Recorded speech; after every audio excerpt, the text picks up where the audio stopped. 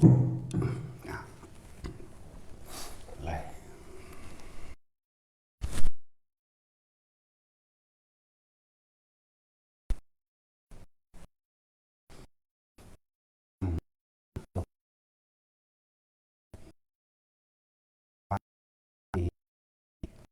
อันใดต้องเป็นของบุคคลลูกเล่กันเราอาจทำดี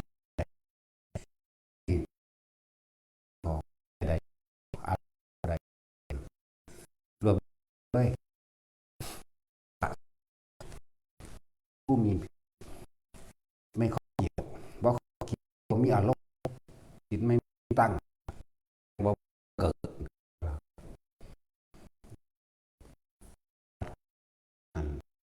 เอาบางทีสัตว์ระแต่เพิ่นมีเพาะมัน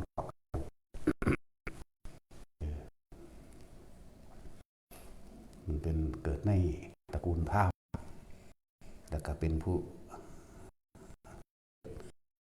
ละเพาะกันมาแล้วปลูกสัตว์ตัวนี้ตายเขาเบิ่งนี่ตัวนี้แพะแกะปลายลูกตามคนนี่ตายแล้วไปเกิดเศษตายแล้วนี่แล้วเป็นกายคนพูดเดียวเลยยากนะที่สิหาคนเป็นสวรรค์เลยเสียมาเลยถึงมีมาเลยทางทางเบิกที่สุดมากอย่างนี้จะยาก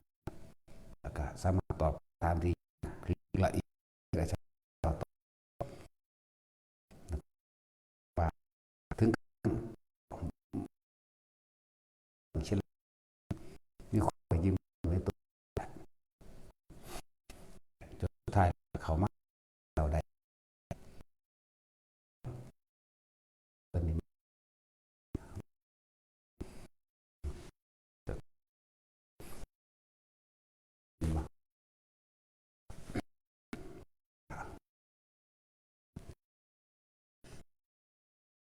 ใครเป็น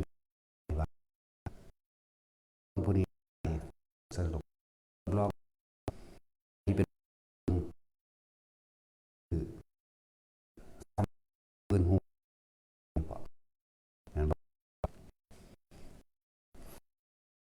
เสียงโดนเลยเขาเรียกว่าแตกต่อเป็นผู้รับคนคือสาว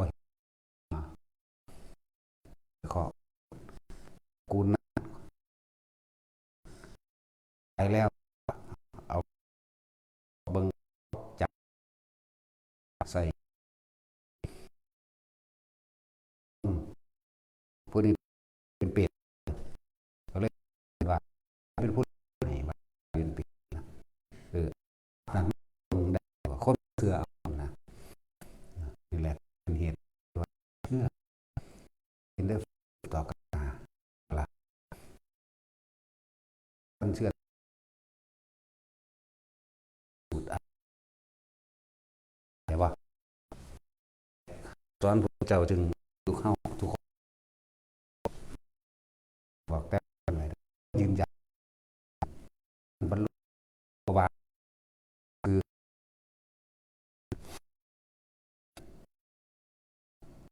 ว่าทำไมพุทธเจ้ากับท่านพุทธเจ้าบอกให้นำก็ตายมา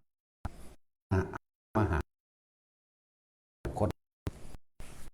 ดูที่ที่สองที่สามที่สี่หากระดูกเออเจ้าว่า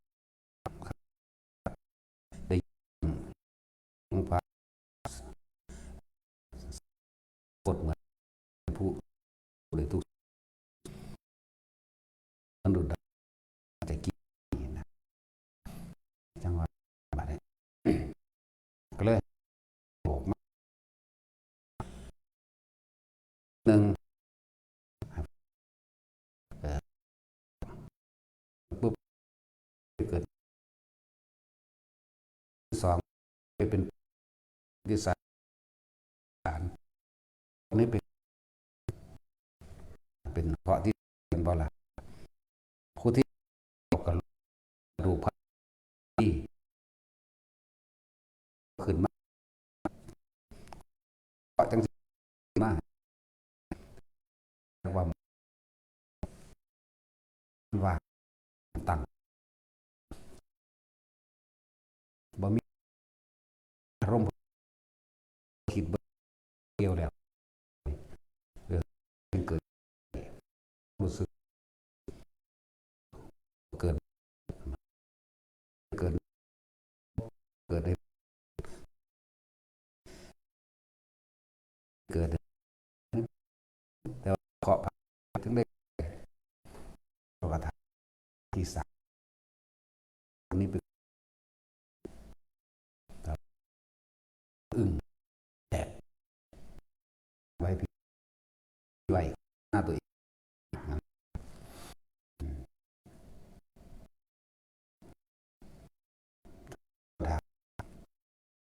กันทั้งหลาย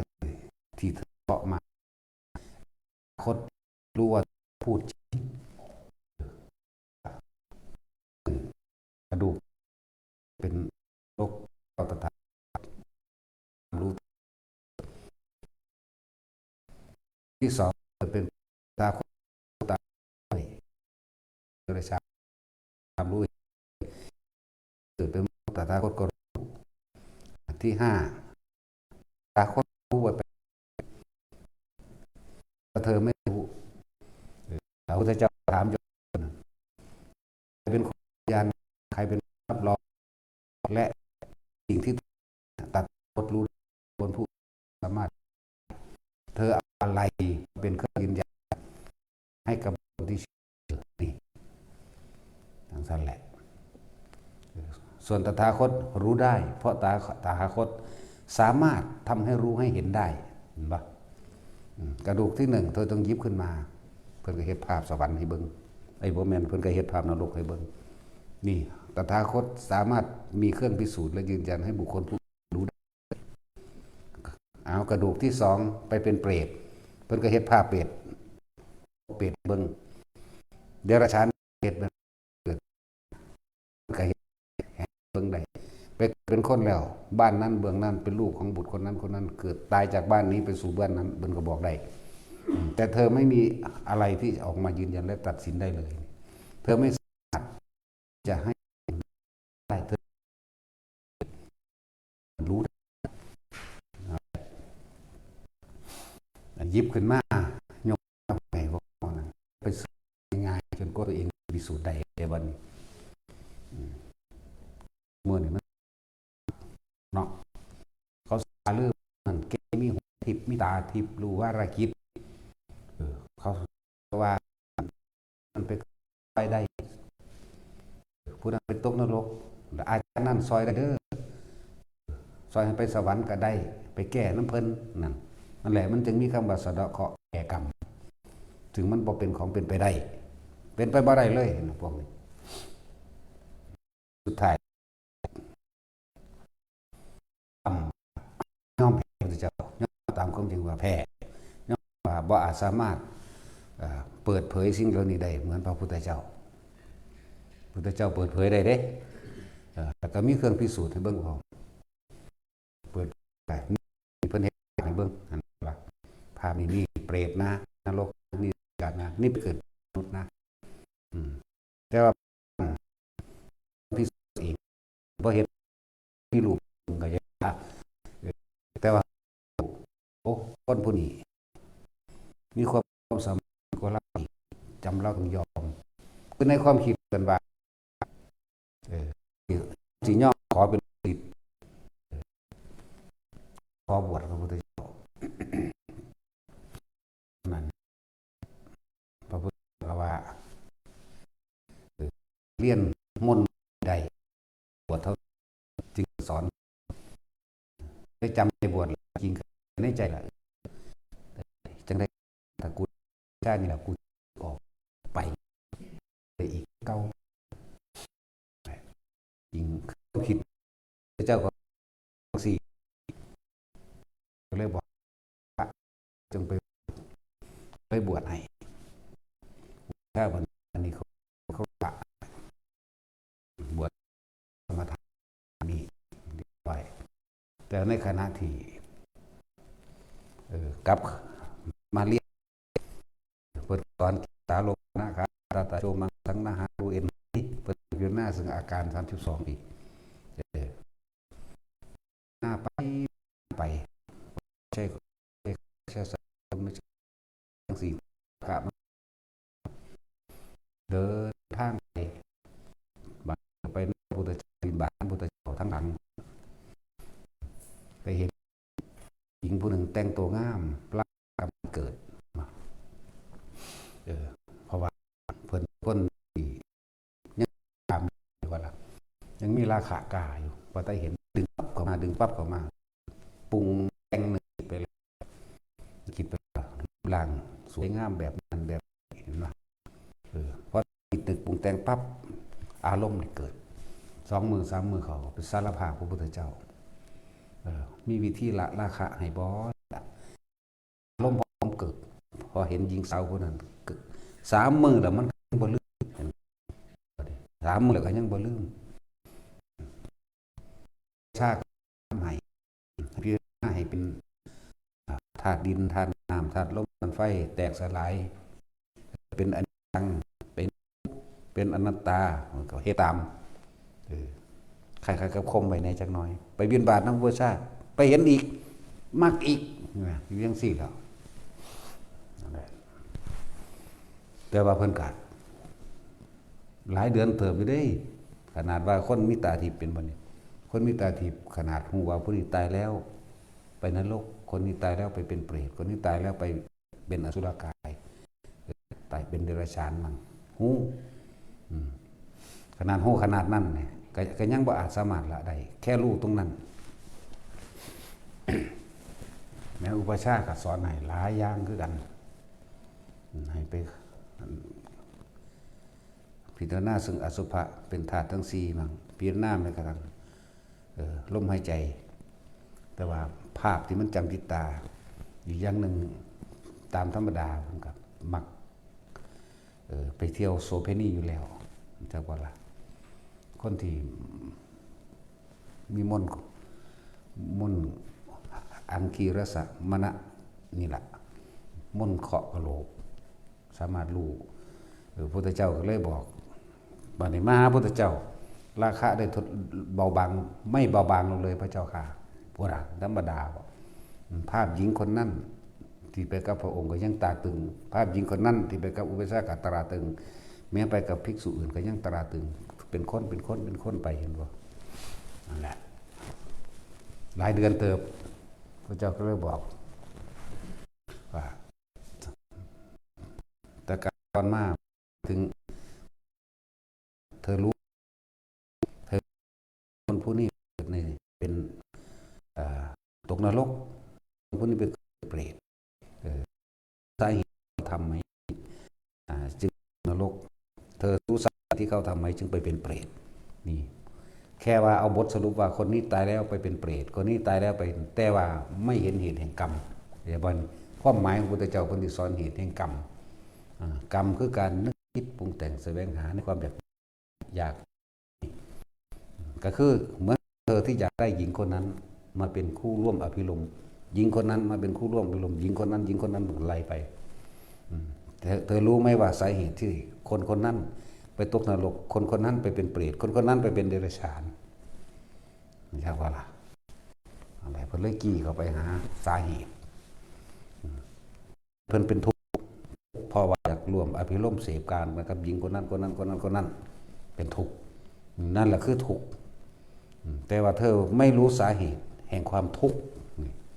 เพิ่นจึงให้พิจารณาไขข้วนว่าทุกข์เพราะความกำหนัดในยินดีความใคร่ในกามความใคร่อยากในรูปในรสในกลิ่น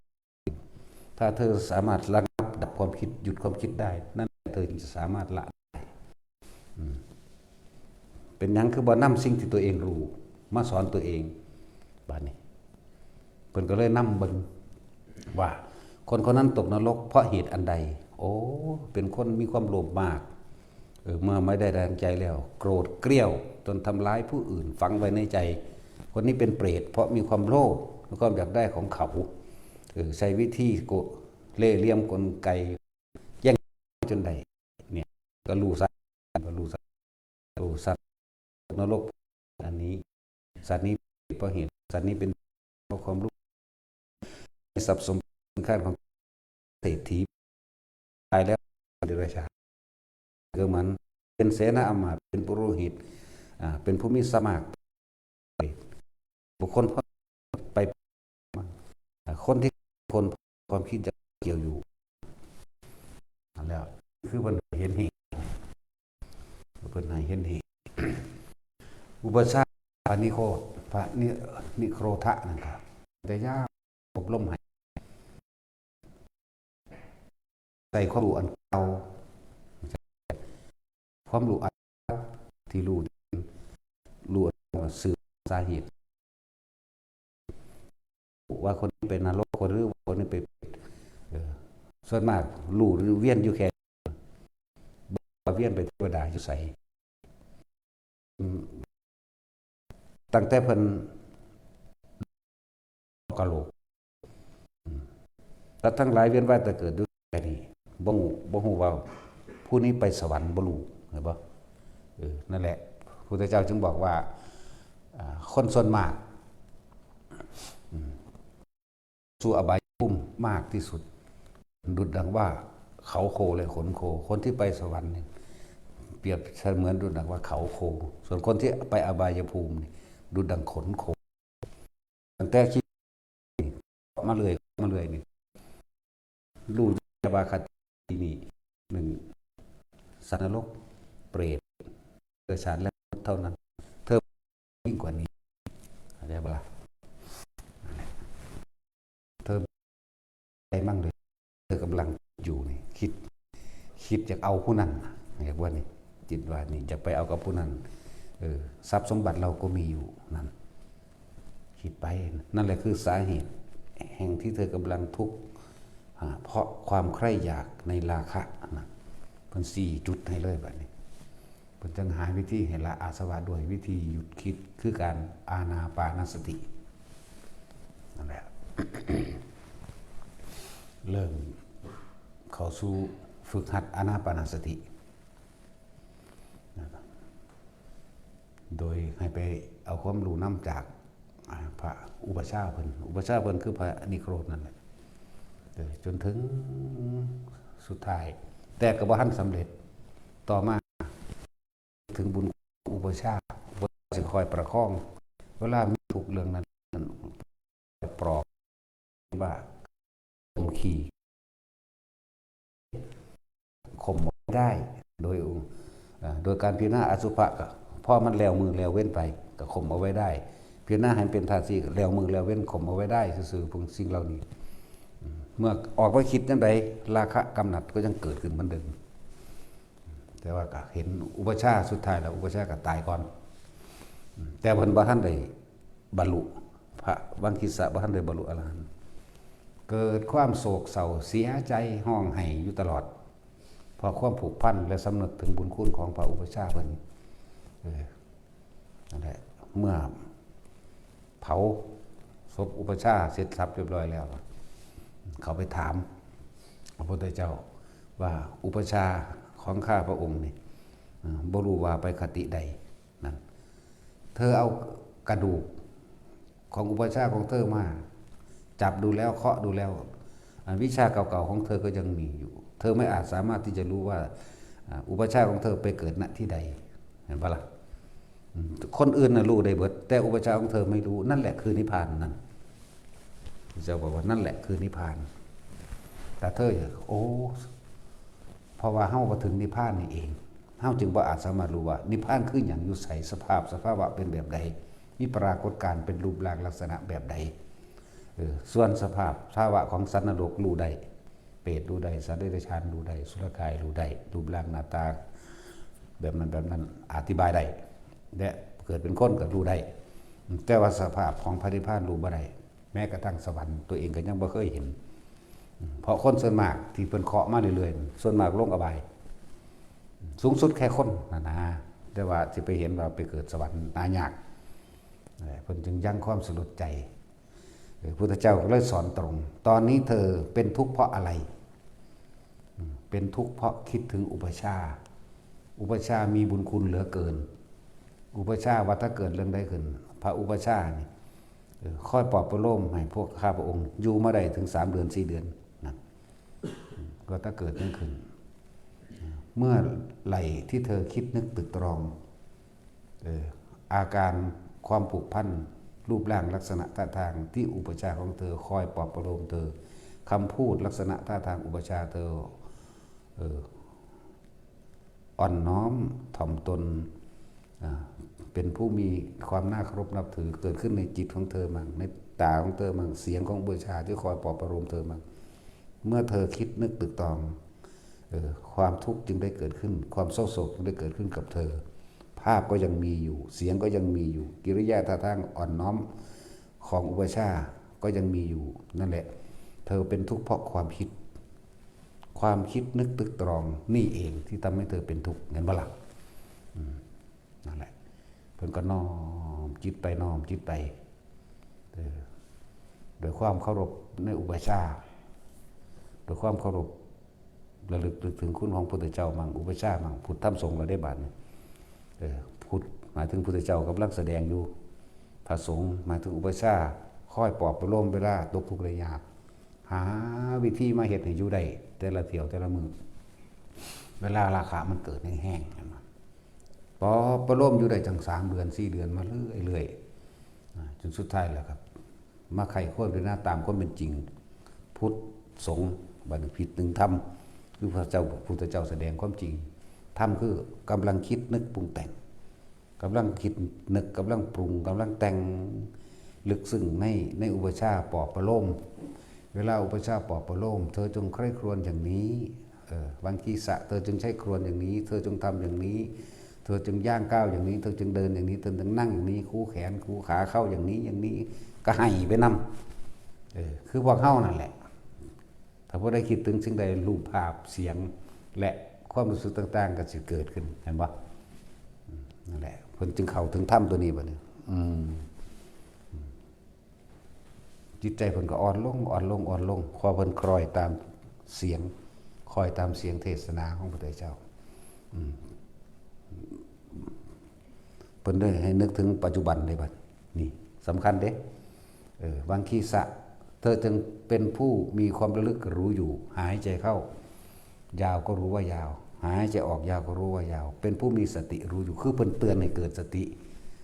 เป็นนั่นคือว่าหายใจเข้ายาวหายใจความจริงอาจจะเป็นการกระแทกลมเพื่อให้เกิด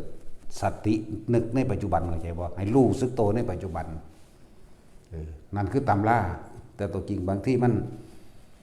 คือเฮาว่ามึงเป็นยังคือคิดสูดลมเขาลึกๆแห้งๆมันทางออกสูดเข้าทางออกสูดเข้าเพื่อให้มีสติรู้สึกตัวในปัจจุบันขณะนั่นแหละ หายใจเข้ายาวก็รู้ว่ายาวก็เฮ็ดน้ำเด้เข้ายาวออกยาวก็ยาวแล้วก็เริ่มผ่อนลงมาเริ่มกลายเป็นปกติเพราะว่ายังเฮาเอาความคิดนี่จากว่าละรูปออกแล้วคือบ่คิดถึงอุปชาแล้วนี่เพิ่นบ่คิดถึงอุปชาเพิ่นแล้วแต่ว่าเพิ่นคิดถึงลมหายใจทำความรู้สึกอยู่กับลมหายใจเข้าและออกเลยเป็นลมปกติความคิดถูกลืมไปเบิดแล้วชั่วขณะเดียวกับบรรลุอรหันต์แต่เมื่ออรหันต์แล้วพุทธเจ้าก็รู้ว่าบรรลุได้เพิ่นก็ถามวังคีสะนี่พระนิพพานเป็นเช่นไรตอบบ่ได้เห็นบ่ล่ะมันบ่มีหยังเรียกว่าล่ะจังซั่นตัว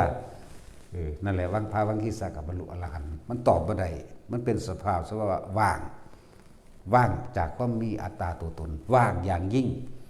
แต่ว่ารู้อยู่ซื่อๆนี่แหละรู้ว่าว่างเรียกว่าล่ะมันสิไปวาดภาพบ่ได้เด้มันเป็นเมืองนี่เห็นบ่ล่ะมันบ่ได้เป็น สิ่งที่มีอยู่แล้วสิไปวาดสิ่งที่ว่างจากตัวเองตัวนี้มันบ่มีความวาดใดเลยหาแหละพวกเขายังไปล่าอยู่กับเนียนแน่หนึ่งนั่นแหละเบิ่งเด้อวาดได้อยู่บ่ทุกคนมันปรับหรือ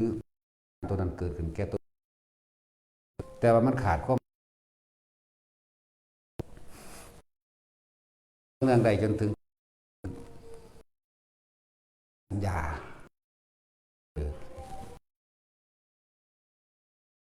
จากว่าล่ะไม่ได้หายใจแต่ถ้าสิกำหนดเลิกกับกำหนดใดนะตั้งใจสิกำหนดคำแต่ว่าสำหรับนั้นนี่ปฏิบัติแต่ปฏิบัติแต่รู้กายหายใจจังหนึ่งกายหนึ่งความคิดอยู่จังหนึ่งเป็น3แบบอันแบบที่3เรามีดอกผู้รู้คือตัวนั้นแหละตัวว่างรู้ซื่อๆนี่ไหมมันเห็นมันจะเห็นลมหายใจเนี่ยเห็นหายใจเห็นร่างกายหายใจบ่แม่นเห็นบัดล่างดอกก็รู้ว่ามีลมอยู่ในกายนี่แหละจากบัดนี้มีความรู้สึกอยู่รู้สึกอยู่ว่าหายใจนี่ไหมเข้าใจบัดนี้รู้สึกอยู่ว่าหายใจ มีลมหายใจอยู่สิว่าแผ่วสิว่าเบาสิว่าบางก็บอกว่าถือว่ามันเป็นมัชฌิมาเป็นกลางๆแต่บอกว่าเห็นว่าตัวเองหายใจคือรับรู้ในความรู้สึกอยู่ว่าหายใจความคิดกับอย่างหนึ่งหายใจกับอย่างหนึ่งแต่ว่าผู้รู้ว่ามีโตว่ามีตนเลยนั่นแหละแค่ว่าไปวาดมาเบิ่งดูตัวตนนั่นนะแล้วเมื่อเพิ่นถึงเองแล้วเพิ่นก็ยังบ่อาจสามารถอธิบายได้เลย เป็นยังไงพระนิพพานเป็นสภาพยังไงเนี่ยมันบ่ได้ขึ้นนรกเด้นรกยังว่าเศร้าหุ่งเศร้าใหญ่อยู่ในไฟอยู่ในแล้วแต่ละหลุมพุ่นล่ะเปรตก็ยังหูอยู่ว่าเป็นแบบใดตอนนี้เขากำลังกัดซากกัดกินกันตอนนี้เขากำลังเป็นแบบนั้นเป็นแบบนี้แต่ว่าคนก็เกิดเป็นคนตอนนี้อายุเท่านี้รูปร่างนี่ก็ว่าได้เป็นเดรัจฉานก็หูก็เข้าใจปรับตัวดอกเนาะบ่มีแนวสิเทียบนะว่าประสิ่งที่มีความยึดมั่นถือเมื่อจิตในความอยากเป็นอารมณ์มันอารมณ์เกิดได้วิญญาณดับบ่มีที่ตั้งเรียกว่าคือบ่ไปตั้งกับวัตถุนั้นเห็นอยู่วัตถุนั้นแต่ว่าฮู้อยู่ว่ามันใช้ประโยชน์แบบนี้แต่ว่าในความรู้สึกมันบ่เกิดเรียกว่าเดินว่าดับวิญญาณบ่มีความรู้สึกในความพอใจและบ่พอใจเป็นสังขารุปเปกขาไปเลยเด้แม่นคิดกับต้นไม้นั่นว่าจะเอาไปเฮ็ดนั่นมันก็บ่มีอารมณ์ในความใดอยากเป็นเด้เข้าใจบ่นี่โอ้อธิบายแต่สูนได้เวลาซ้ำนี้มันกับพากันเฮ็ดบ่ได้นี่แม่นเนาะเฮาเห็นคนผู้นั้นงามเฮาก็รู้อยู่เด้เฮาก็ฮู้อยู่ว่างามว่าเป็นแบบนั้นแบบนี้แต่ว่าอารมณ์มันเกิดบ่เกิดเพราะเห็นความคิดมันคิดไปมันรู้ว่าความคิดนี่คิดไปผู้รู้ก็รู้อยู่นี่แหละเห็นความคิดว่าคิดไปแต่ก็เห็นตัวเองหายใจไปพร้อมความคิดไปคิดกับผู้นั้นคิดไปบ่นี่บ่มีอารมณ์ในความอยากใดเลยอยากเป็นเลื่อนว่าจิตไม่มีที่ตั้งบ่ไปความรู้สึกไปหันรู้กับจิตบัดนี้บ่ไปครับตะเกาเฮาคิดกับผู้เฮาสิไปอยู่กับผู้แม่นบ่ล่ะนั่นแหละวิญญาณคนนั้นอารมณ์เกิดไม่ว่าจะเป็นคนใครพอใจเกลียดไม่พอใจรู้ว่าความคิดแบบ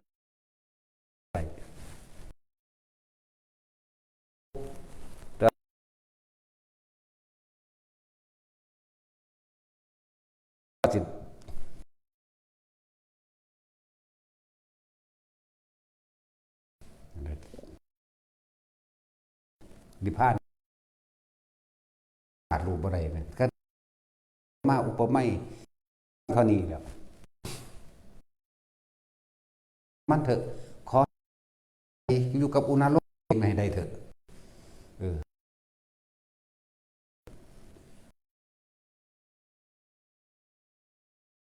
เองดอกมีหน้าที่โดยการจับ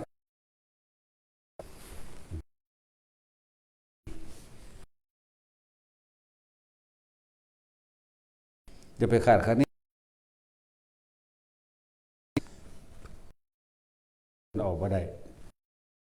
อยู่กับลมมัน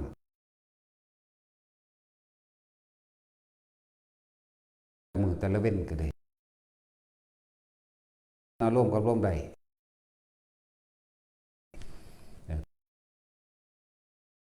ผู้ใด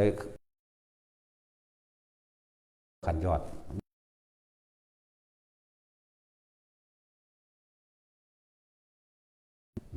อยู่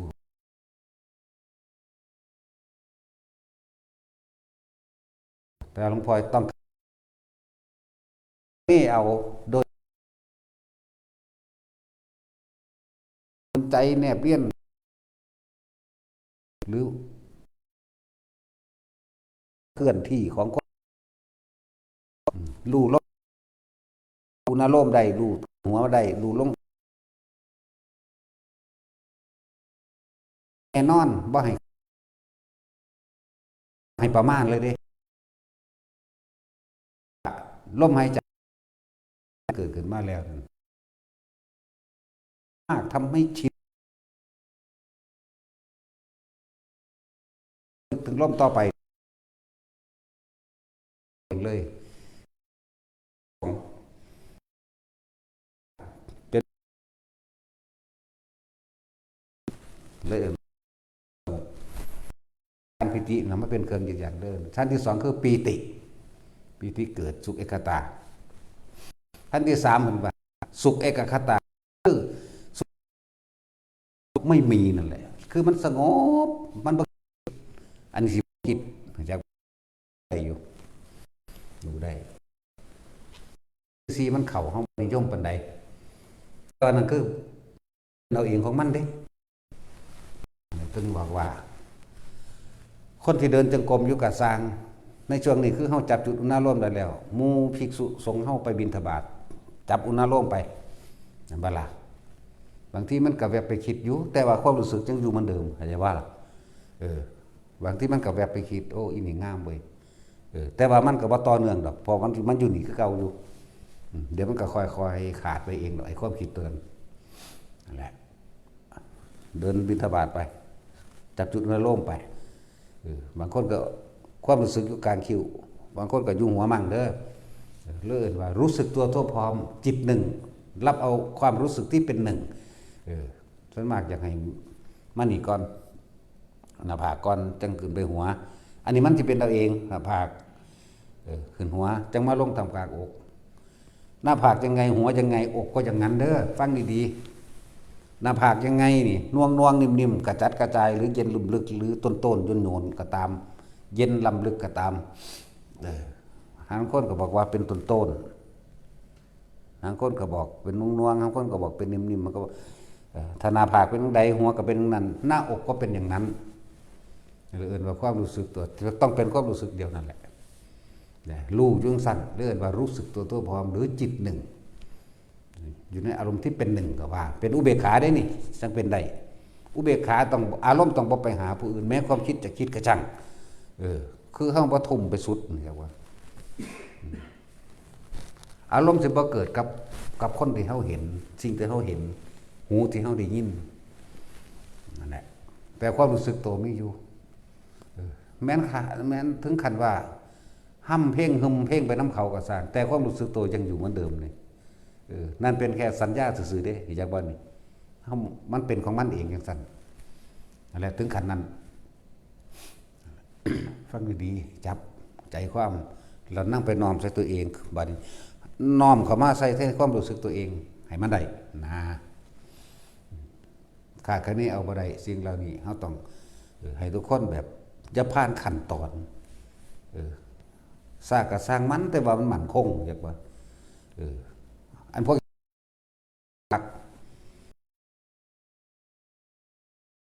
มีผูกคอตายเนาะตัดสินไปจะคิดถึงอย่างความคิดแล้วมันจังได้สิไปได้เงินบาลาความช้าๆแต่ว่ามันข้ามขั้นตอนถึงความรู้สึกออกมาเป็นรายละเอียดได้แบบบ่ขาดคะเนหรือโดยประมาณหรือ22ประมาณ20เหมือนเดิมนี่ค่าโดยเอาไปถอดนี่เวลาเท่าไหร่ถ้า32 นาที32 นาที1 ชั่วโมงกับ32 นาทีเด็กถ้าโดยประมาณว่าชั่วโมงหนึ่งบ่ได้เปี้ยงขึ้นใส่ทันทีเด้สืบนิสัยแบบนี้เพิ่งโอ้บ่ให้มีค่าโดยประมาณเลยหลวงตานี่เมื่อกี้เพิ่นทุ่มว่าเอาเดินทางเนี่ยไปอำนาจเจริญใช้เวลาเท่าไหร่มาหอดแล้วถามเด้ตากแต่ว่า45 นาทีเด้โดยประมาณ3 ชั่วโมงเปี้ยงใส่เลยเลอะขึ้น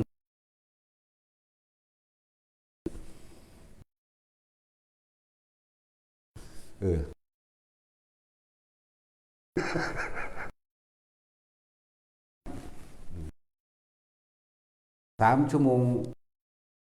นาทีกับอีกเลยนี่จะอีพ่อใหญ่บัวบอกได้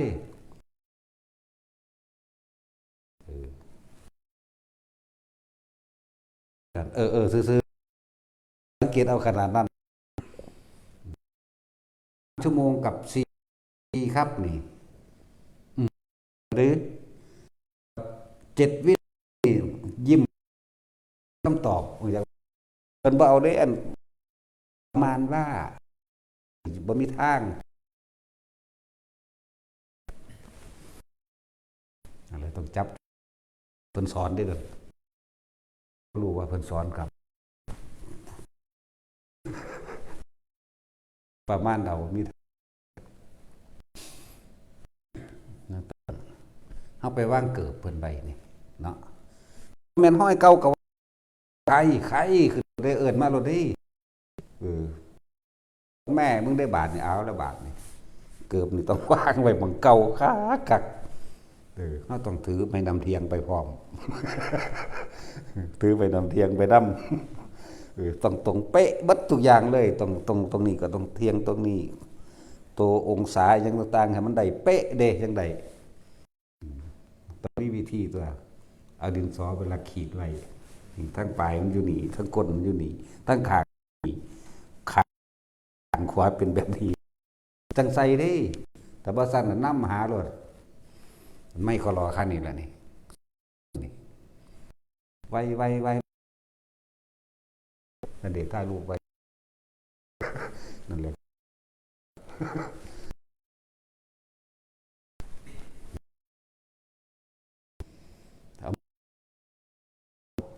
ไม่ไปห้อยเขาต้องของเขาได้เด้เนาะของเพิ่นน่ะมันไม่ได้ไหลนี้ตีออกถ้าจะไม่เหยียบวัดธรรมดาเด้เก่าอันนั้นทุกคนให้แม่นเองดิขั้นตอนถอดออกจากตอนล่มแบบนี้ล่มเย็นแบบนี้นั่นแหละพลาดแต่มันคงอันซ่านั่นแหละอยากว่า จังเวลา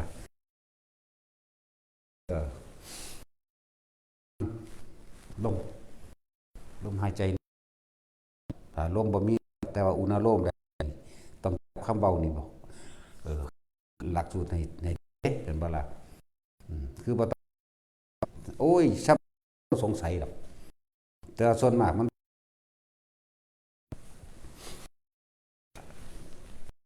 ผู้รู้ลมแรงก็ไปฝึกเอาเด้อยืดก็หายใจกับอุณโลมเดินลมกันได้ท่าไหนก็ช่างอุณโลมเกิดกันได้หลับตาและลืมตาลมยืน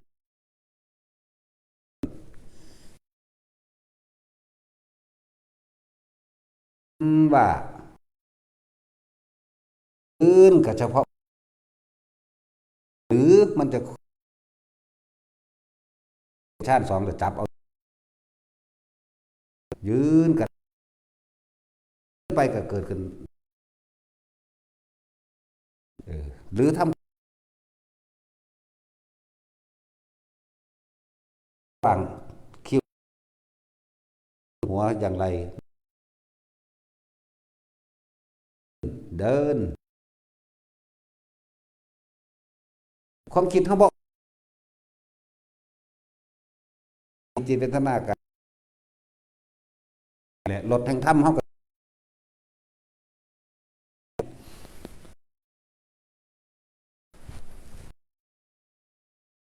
เวทนาจิตธรรมประธานสี่ชัดๆ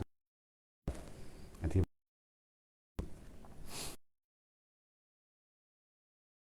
ชั้นที่สาม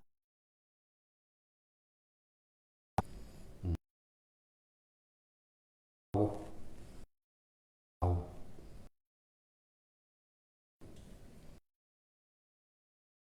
มาคือว่างเว้งแต่เป็นวิโวถามหนึ่งข้อเป็นเองก็จะบ่คือให้เป็นเอาเองผู้ใดเป็นมันนั่งรู้นั่นแหละรู้มันก็มีนั่นรู้จากจิตรู้จากที่มันเป็นเองอันนั้นแหละรู้คิดแต่ว่ารู้ด้วยกันนะฟังทำอยู่จับอุณโลมจะบ้านนี้เอาความแม่นยำบ่ขาดเคลื่อนเห็นไปเถอะมุนดูทรงสามเณรครับเขาบ่ได้ไปห่วงอาชีพแล้วเขาตัดมามวนไม่คือกันกระตัดออกมาแล้วก็เอาเต็มที่เต็มที่ในก็เต็มที่ใน2 เดือน3 เดือนใน4 เดือนใน5 เดือนยังก็แล้วก็พอเขาว่าได้ไปกินเราไม่ได้ไปหาหอยทั้งใดเราละเนาะเอาเต็มที่ไม่ได้ต่างกันว่าบวชเนี่ยถ้ามักโดยใจแล้วอาจจะสุดมันซื่อๆแหละมันมีเพศอีกต่างหากเด้เดียวกันการกระทำเดียวกันเด่นนี่เห็นว่าสันลมหายใจเดียวกันอารมณ์เดียวกันรู้สึกเดียวกันหลักสูตรเดียวกันส่วนผู้ยังห่วงงานเป็นหนีนั่นนี่อยู่กับสั่งเฮ็ดมั่งบ่เฮ็ดมั่งนะอย่าพึ่งมาถามบ่ยอดมันคือเพิ่นเด้เดี๋ยวถึงเฮ็ดไปเรื่อยๆนั่นแหละเฮ็ดทั้งใดพวกเจ้าก็ตัดว่าทำใดดอกแม้พวกเจ้าสิเว้ามีความรู้มากมายปานใดก็ช่างถ้ายังว่างบ่ได้ก็แค่นั้นแหละเก็บไว้ก่อนมาเว้าอวดรู้ถ้าอวดรู้แล้วมันสิมีมานะทิฏฐิมันเคยเว้าแบบนี้แล้วปัจจุบันนี้มันสิถือคำเว้ามันสิติดนั่นแหละคือติดคือไปบ่เป็นบ่ถิ่มเองติดว่ากูเป็นอาจารย์แล้วคือพระวังคีสะรู้เห็นว่าเลย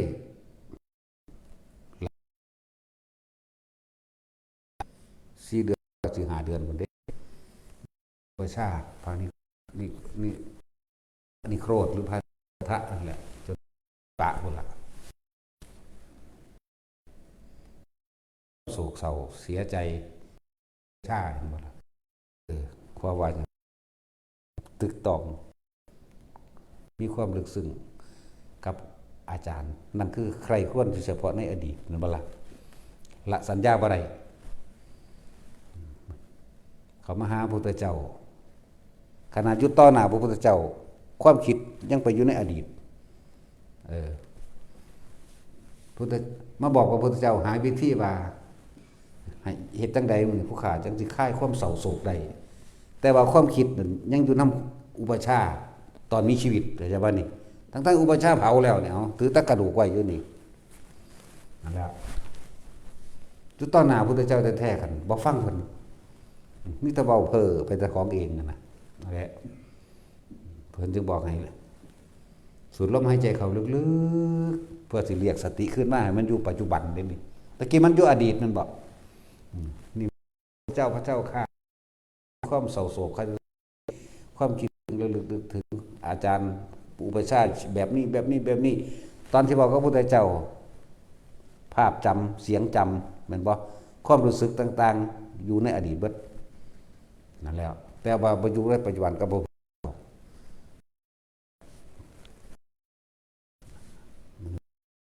คอยเบาดึงสติเรื่อยอ่อนลงลมหายใจเห็นมันนั่นแล้วสูดลมหายใจเขาครับว่าเมื่อเลยถ้าที่เว้าตามพวกเขาว่าก็ลึกๆดูสูดวืดเขากลางออกวืดกลางออกอย่างมาอยู่ในปัจจุบันถึงปัจจุบันได้เมื่อมันปัจจุบันได้อดีตก็เกิดบ่ได้นี่ต้องว่าหลายอย่างจุดใดของเพิ่นเองดอกอ๋อคือสื่อดอกว่าอ๋อ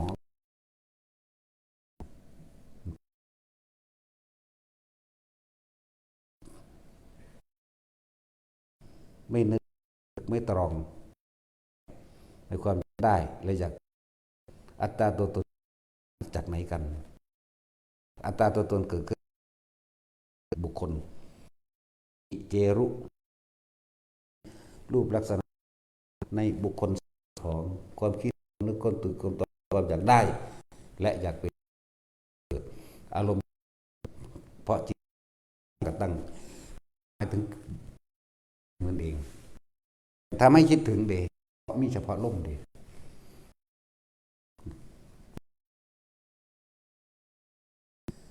ความพบดับชาติจะจากไหนกันตัวมันนั่นแหละจังว่าเพิ่นบรรลุอธิบายมีตาอุปเพิ่นก็เป็นผู้ในการ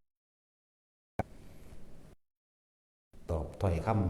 ำสละสรุปแหละแต่งซ้ำโดยสละ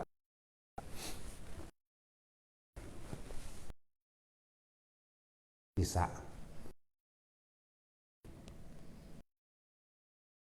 มโนมยิทธิสามารถระลึกในอดีตชาติตกนรกเป็นกษัตริย์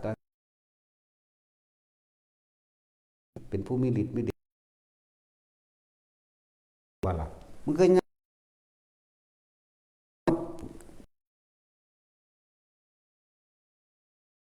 เข้าใจว่าล่ะ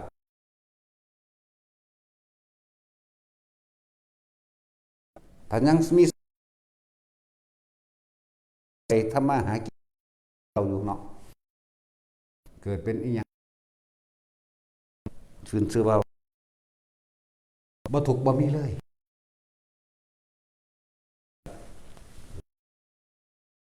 ในสมัยนี้ ากษัตริย์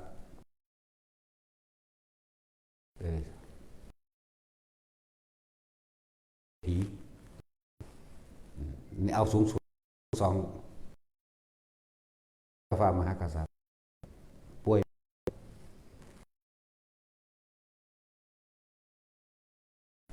พัดพราก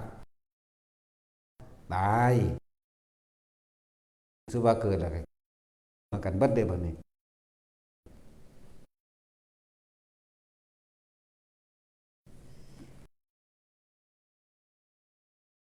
บ่มี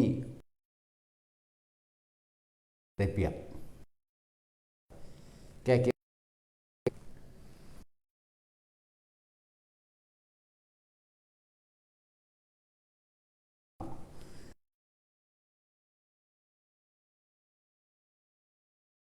ป่วยเป็นโรคนั้นโรคแม่คือกันอยู่ไหมเนาะค่าอันนี้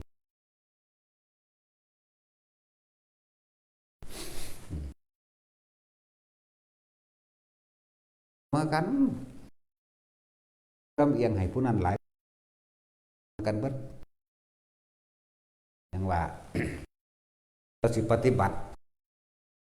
ไม่เพียงใดก็ช่างเถอะ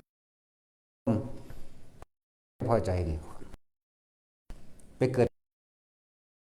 เงินบ่ต้องสะอ่อนเห็นนี่พวกนี้เป็นเว้ากระช่างอันในเห็นมีความสามารถเพียงใดก็สร้างแม้เฮินเดินอากาศก็สร้างแต่ห้อเฮินเดินอากาศไปแก่ไปเก็บไปตายเหมือนกันนั่นแหละมันบ่ล่ะท่านตัวจังว่าเฮาจึงให้หยุดความทะเยอทะยานอยากแล้วความอยากใดและอยากเป็นแม้แต่อรหันต์ก็บ่เป็นนี่จังว่าล่ะขอให้มีสติระลึกรู้ทำความรู้สึกในลมหายใจเข้าออกของเฮานี่1แล้วก็รู้อยู่กับอุณหภูมิอยู่ในความรู้สึกในกายของเฮานี่เฮ็ดอยู่แค่นี้แหละเฮ็ดไปจนตายพุ่นล่ะแม่นบ่เฮ็ดก็ตายอยู่มั้ยเนาะนั่นแหละรวยก็จะไปเงือดก็รวยไปตายนั่นแหละดีบ่ดีแผนแค่ความคิดของเฮาว่าเขารวยซื่อเด้ตั้งแต่นี่เป็นเท่าไหร่พันล้านเนาะเห็นขี่รถคันงามๆแต่งตัวดีๆมันนอนหลับบ่ล่ะมันมาเอาตีนใกล้หน้าผากพุ่นบ่มันกลุ้มใจเรื่องใส่หนี้เนาะนั่นแหละท่านจึงบ่เงิดก็เลยมาสรุปคำว่าภาษาหากินซ้ำตายพวกเขาบ่มีหยังเลยหังดีเด้เขาจังบ่เสียดายเนาะอันนี้เขาบ่ได้มีสมบัติอีหยังเลยเพราะไปคิดถึงคิดฮอดบ่มีแนวเสียดายเด้นอนเด้อมังได้ก็ได้นั่งอยู่มังได้ก็ได้ไปก็บ่ต้องมีคนมารักษาเฮาดอกแม่นบ่ซั่นของเขาเจ้าบ่ได้พวกอันประธานาธิบดีบ่นายกบ่ต้องมีคนแลนหุ่มบ่เป็นอิสระเนาะเป็นตาเลี้ยงโตนเขาได้มายุ่มมายางไปเนาะเฮาเลี้ยงโตนเขาซ้ำเด้ประธานาธิบดีเป็น100 200พุ่นอันอลาขาอุ้ยกูสิไปเหี่ยวใส่ก็บ่ได้ ต้องไปบังเอาอันนี้เฮาโว้ยบ่ได้สนใจแล้วนั่งปั๊บลงก็เหี่ยวใส่ก็เหี่ยวแมงแล้วเด้อมึงผู้ใดเห็นเนาะ อันนั้นบ่ได้สิไปยืนเหี่ยวก็ได้อยู่หั่นฝุ่นอลาขาเต็มอยู่อยากอายคนเนาะสิไปกินอีหยังกับฝุ่นบลึมบลำไปละตอนล่ะมันก็บ่รำคาญบ่เนาะพอเข้าไปสบายเนาะแต่จุยเขาสิว่าเฮ็ดอีหยังได้แต่ละอันแต่ละอย่างห้าปวดเหี่ยวรุนแรงเด็กกูจะยืนใช้นี่ได้เฮ็ดจังได๋มันอยากอายเขาเนาะคือตัดสินสบายเด้เบิ่งไปกูปวดเหี่ยวกูเหี่ยวแมงใส่กกใหม่โลดสบายบ่สับอันนี้จะบ่ได้ฝุ่นเต็มอากลากอยู่เป็น100นั่นแล้ว ต้องเข้าห้องน้ำต้องไปมองบังอย่างเดียวถึงจะได้เนาะขนาดบังยังก็บ่กล้าขี่แตกแห้งเด้ยุ่มไปจักหน่อย แต่มันปูดปาดปัวลงหันหรืออยากอายเขาอยากเขายิน คอยยุ่มเบาที่ได้หน่อยอ๋อออกหน่อยแต่สินก็เข้าแมนปัวหลดตำรวจเลยยากยังวะเอาแม่พวกเจ้าก็คือกันเลยอยู่น้ำกันสองคนแม่พวกเจ้าไปยุ่มใส่โดนคอยออดปูดด้วยกันแล้วสั่นแล้วอยู่คนเดียวอยู่สละก็ดอปัวแหวงลงหันระเบิดตูมสลดยังก็เลยยากยังจังบอกว่าโอ้ยพวกเจ้าจะมีเงินแล้วก็บอกว่าเศรษฐีก็จ้างคนมารักษาเจ้าของเบิ่งดูบ่มีปัญญาหอดสิรักษาเจ้าของเอาเองเนาะ เอาผู้อื่นมารักษาอยู่นั่นแหละ ให้เห็นโลกนี้เป็นกองทุกข์โลกนี้บ่มีสุขเด้โลกนี้เป็นสารพัดไพ่เด้โลกนี้เป็นกองทุกข์มีแต่ทุกข์กับทุกข์เท่านั้นเด้บ่ได้มีอีหยังเด้แล้วพวกเฮายังดีเด้ที่พวกเฮายังมีที่พึ่งที่เกาะที่วางจิตวางใจคือธรรมคือความจริงที่แสดงอยู่เดี๋ยวนี้เฮาเห็นอนิจจังทุกสิ่งทุกอย่างหาความจริงลั่งอย่างยืนบ่ได้มีความเกิดขึ้นเปลี่ยนแปลงไปอยู่เสมอเฮาเห็นใส่สุดคืออนัตตาเฮาก็เห็นอยู่มั้ย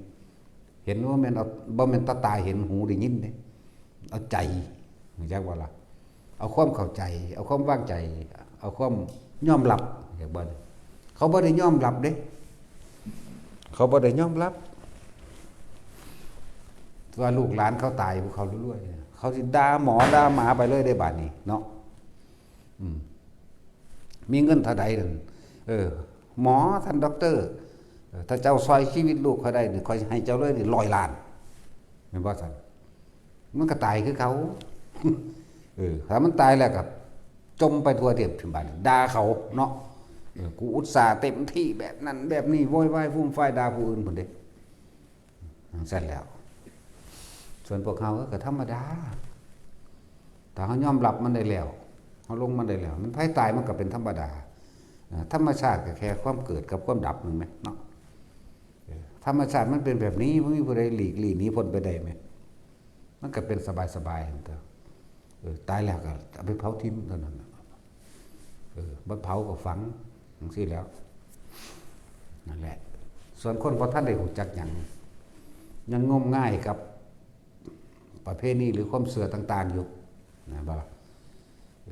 บางคนตายเบิด 300,000 400,000 แทนที่คนเป็นสิพอได้เอาไว้เลี้ยงชีวิตต่อไปเนาะครับเอาไปใส่ในงานคนตายค่าเหล้าเท่าใดนั่นบ่ซั่นที่จริงใส่ซองพระมันบ่ปานใดดอกหน้าแม่นบ่เบิดแล้วงานนั้นใส่ซองพระบ่ถึงองค์ละ10,000ดอกพระซุมื้อก็น้อยๆนึงดอกอันไปสวดกุศลธรรมะให้นั่นบ่ล่ะเบิดแล้วก็บ่เท่า10,000ดอกพูนเบิดน้ำเหล้าเท่าใด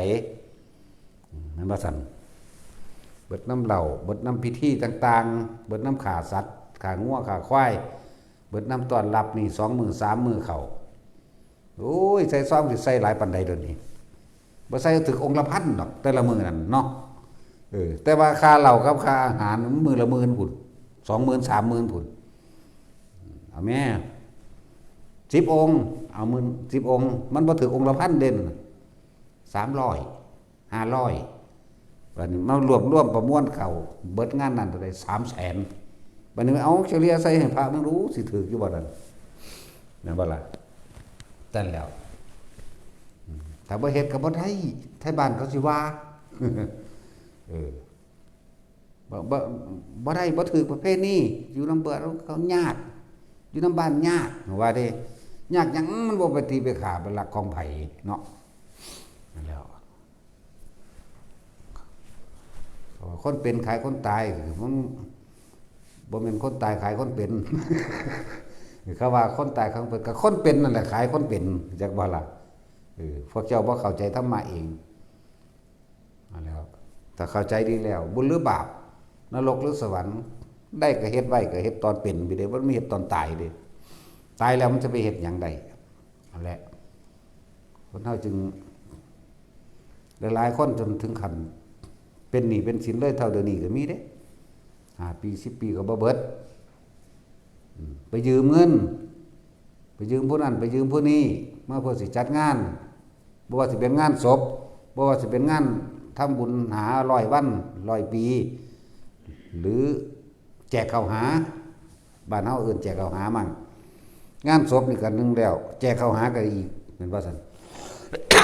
5 ปี10 ปีจังทำบุญหาแจกข้าวหาเพื่อสิรวบร่วมกันมาได้เดี๋ยวบางผู้ตกนรกผู้เป็นเปรตอยู่หันเท่าไรปี บ่ได้กินหยังแกงเรือดอกยากน้ำพวกนี้เนาะเริ่มก็ตายแต่สิเอาไปเผาเลยก็บ่ได้บางคนก็คือบรรลุวิธีเลยแหมแบบต้องเป็นไปตามนี้ต้องเป็นไปตามประเพณีของบ้านต้องเฮ็ดไปแบบนี้เท่านั้นนะบ่จักหยังเลยนะต่างคนต่างถูกต่างยากบัดนี้เนาะแล้วผู้พาเฮ็ดก็เฮ็ดไปตามความเมาความบ่รู้นั่นแหละเฮ็ดจังได๋บัดนี้เอาไว้จักมื้อไล่เบิ่งได้บัดนี้ผู้เฒ่า บ่แม่นผู้รู้เด้ผู้เฒ่าซื่อๆเด้เฒ่าหัวงอกซื่อๆเด้เฒ่าราคะและตัณหาปัญญาถึกพร้อมไล่เบิ่งตายมื้อนี้วันจันทร์ตายคือว่าตายวันเสาร์เอาไปจัก3 มื้อเสาร์อาทิตย์โอ้ยอังคารไปบ่ได้เลยเป็น4 มื้อบัดนี้อังคารไปบ่ได้แล้วโอ้ยมื้อนี้เป็นมื้อบ่ดีอีกอันยังเท่านั้นคำเท่านี้คำอีกเด้เป็น5 มื้อก็มีทางหนึงเบิดไป400,000แล้วจากบัดนี้ พระมาสวดซุมื้อที่จริงบ่ได้ใส่หลายปานใดดอกใส่พระนั่นน่ะเนาะ300 500มารวมแล้วมันพอแสนอยู่บ่ได้ใส่อันซ่องให้พระไปสวดเนาะปานนั้นมาใส่หลายแต่ว่าพระสวดเอาเงินหลายจังซั่นจังซี่นั่นแล้วหาเรื่องก็ซื้อดอกอันนั้นเราสูงเป็นแสนพุ่น200,000พุ่นสูงคือบ่ว่าแม่สูงขางัวจักโตขาควายจักโตหมูนำหอยแครงบ่แล่งผูกพร้อม จัดพิธีอย่างต่างๆสารพัด ดอกไม้พวงหลีดอันนั้นบ่อันที่พาไปสวรรค์นรกก็เลยเนาะใส่ดอกไม้พวงหลีดดอกไม้จันทร์จังซี่ล่ะคือบ่มีดอกไม้มะลิแน่เพิ่นเอาเต้าไปจันทร์แหละเนาะหาดอกชบาบ่ยัง ดอกชบาพระเจ้า ปานเฮาเฮ็ดบ่โลด มื้อ4 มื้อ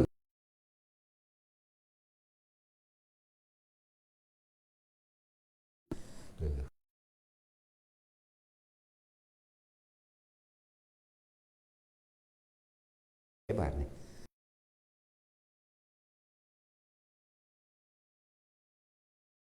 ใจว่าต้องแบบนั้น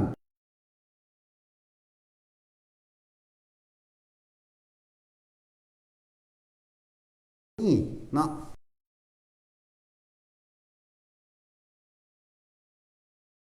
ก็แล้วแต่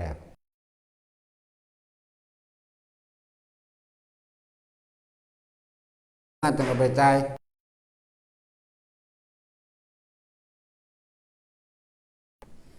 บ่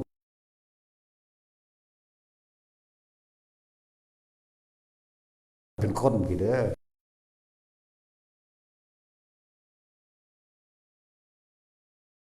เอาวันอังคารก็บ่ได้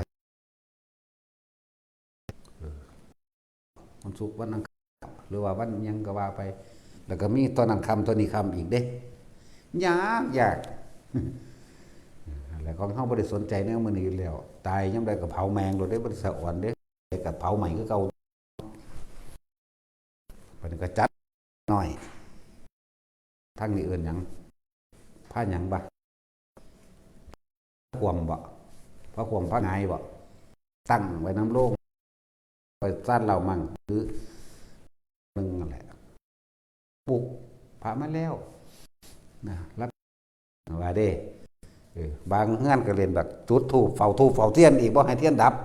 แต่เทียนดับสิบ่เห็นทางไปสวรรค์ว่าซั่นโอ้ยมันไปนรกแต่ที่แรกพุ่น สวรรค์มีแมงบ่เดียวนั้นนั่นแล้วแต่ละมื้อแต่ละเว้นนั่นมันเคยคิดพุทโธธัมโมสังโฆเคยไหว้พระมันเคยคิดสิสละให้ทานรักษาศีลภาวนาอยู่บ่เด้อจังสิว่าไปสวรรค์เนาะแล้ว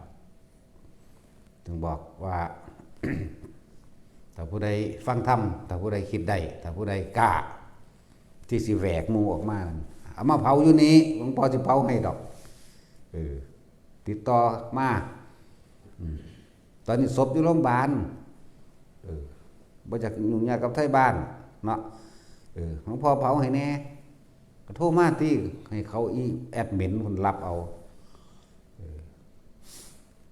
เตรียมทานใส่เรียบร้อยแล้วเอาศพมาเลยแล้วก็บอกว่ามาฮอดเขาก็ขึ้นตั้งไปทั้งทานหมดเด้ปิดฝากึบกับจูดสูบตอนนั้นเลยบาดนี้พระก็เพิ่นก็ไปหุ่มซับลาบให้อยู่ดอกเดี๋ยวเพิ่นก็สิไปธรรมสังเวชหรือปงอนิจจาเห็นบ่สั่งบัดสิอนิจจาวัตสังขาราปตปัจจามินุปชิตวโนสิเตสังโฆสมุสุโคมังหรือว่าอาจารังวัจังกโยอธิสเตสุโสเปตวินเจโนดาทั้งบกลิงกำลังมั่งหรือบางที่ก็สิพาสวดปฏิจจสมุปบาทมั่งเห็นบ่ล่ะแล้วแต่เฮาสิว่าไปดอกนั่นแหละเฮาก็ยืนว่าอยู่หั่นแหละนั่นแหละจังซั่นแหละเผาใครอยากได้ขี้เถ้าขึ้นมาก็ไปถ้าบ่ไปเฮาก็ใส่ปุ๋ยเท่านั้นเด้หมักม่วงหมักมีเฮาก็บ่อึดแม่หมักม่วงหมักมีหมักฮุ้งมื้อนี้เด้ปุ๋ยเท่านั้นตัวก็บ่มีหยังพวกเจ้าก็ประหยัดเงินเองบัดนี้ผู้ใดไปชาปนิตธกสชาปนิตหมู่บ้านก็เอาใบตายขึ้นไป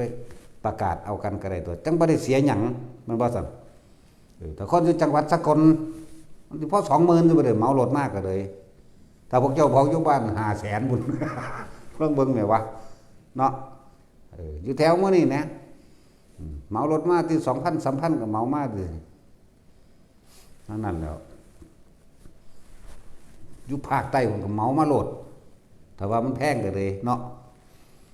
โอ้แต่กูเผาอยู่ภาคเหนือเอา200,000ได้กูวะกูไปเผามึงพอก็ได้เขา20,000 30,000รวยก็มาติเนาะ